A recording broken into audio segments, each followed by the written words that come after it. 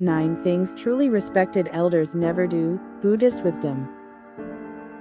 There is a certain kind of elder who, when they enter a room, cause the atmosphere to naturally grow quiet. They do not need to speak loudly. They do not need to recount achievements.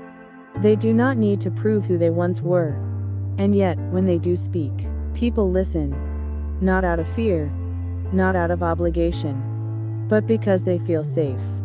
Around them, we find ourselves breathing more slowly, becoming more ourselves. No need to defend. No need to perform. The respect given to such people does not come from titles, status, or a glorious past. It comes from something far deeper, an inner quality refined and distilled by time. In Buddhism, old age is not seen as a stage of accumulation. On the contrary, it is a stage of letting go.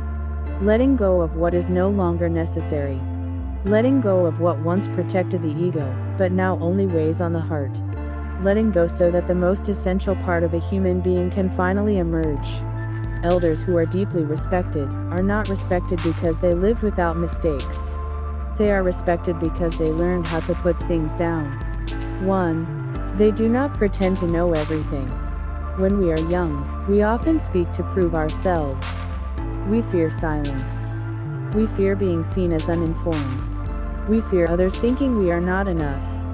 So we fill every gap with opinions. We answer, even when we do not truly understand. We argue not to seek truth, but to protect our image. But respected elders have already passed through this stage. They understand that true power does not lie in always having an answer. It lies in the honesty of saying, I don't know. In Buddhism, this is called true humility. Not pretending to be small, but recognizing the vastness of what we do not yet know. The one who knows they do not know, has already entered wisdom. The one who believes they know everything is the one truly lost. Respected elders are no longer afraid to acknowledge their limits. They do not see questions as threats. They do not see silence as weakness. They speak less, but each word carries weight.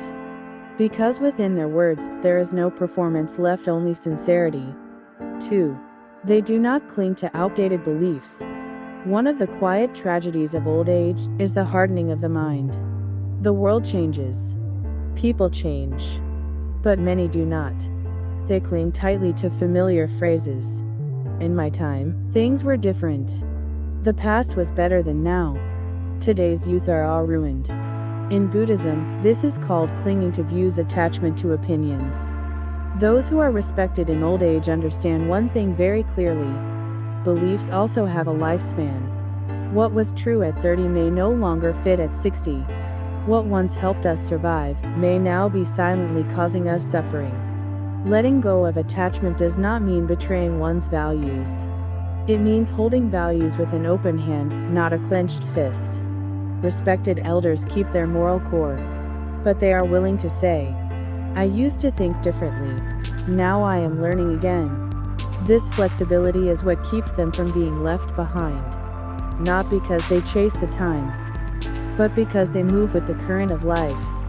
3. They do not gossip or spread rumors. Words are karma.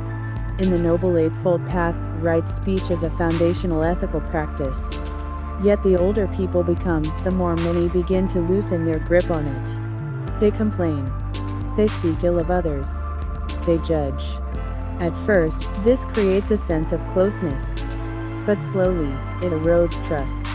Respected elders gave up this habit long ago. They understand that speaking badly of others is the fastest way to impoverish oneself. They do not avoid truth, but they choose to speak directly, kindly at the right time. And if they cannot speak while maintaining compassion, they choose silence. It is precisely this restraint that makes them people others can trust. 4. They never stop learning. The sentence that marks the beginning of spiritual death is, I'm too old to learn. Respected elders never say this. They keep a beginner's mind. They remain curious. They continue to ask questions. They keep learning, even slowly. They do not learn to prove anything. They learn to keep the soul from closing. They learn from books, from nature, from children, from their own mistakes. Learning keeps the mind flexible. But more importantly, it softens the heart. One who is still learning is still alive. 5. They do not abandon inner growth. Age does not automatically produce wisdom. Some people live 70 years repeating the same reaction their entire life. The same resentment. The same defenses. The same blame. Respected elders are different. They continue to reflect inwardly. They notice when they are reacting from fear. They apologize when they cause harm. They understand that awakening is a lifelong journey.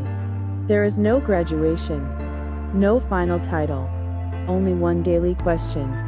Did I live with more awareness today than yesterday? 6. They do not hold on to resentment. Resentment is like a burning coal. The longer you hold it, the more your hand burns.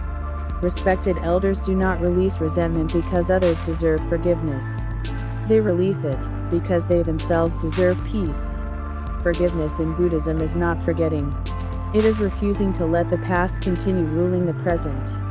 When resentment is released, the heart becomes lighter. The gaze becomes gentler. Presence becomes soothing. 7. They do not treat people as tools. They treat everyone with kindness, regardless of status, usefulness, or ability to repay. Because they see Buddha nature in every person.